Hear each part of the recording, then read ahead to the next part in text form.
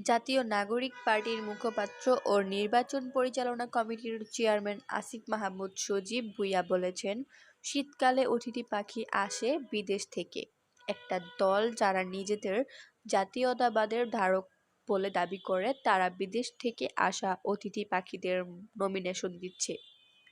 নির্বাচন শেষে হয়ে গেলে তারা আবার বিদেশে উড়াল দিবে। রোববার সিরাজগঞ্জের শাহজাদপুরে ১১ দলীয় জোট মনোনীত শাপলাকলীর প্রার্থী এস.এম. সাইফ মোস্তাফিজ ও গণভোটে হ্যাঁ ভোটের প্রচারণায় প্রধান অতিথির বক্তব্যে তিনি এসব কথা বলেন।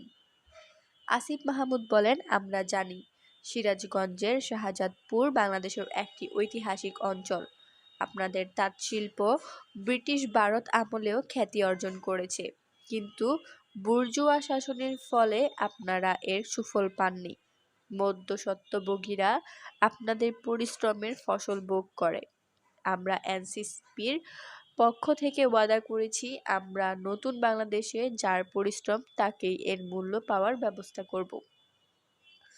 এস.এম. সাইফ মোস্তাফিজ ভাই আপনাদের এলাকার রাস্তাঘাট সহ বিভিন্ন তাঁতশিল্পের উন্নয়নে সরকারের বিভিন্ন জায়গায় যোগাযোগ করেছেন।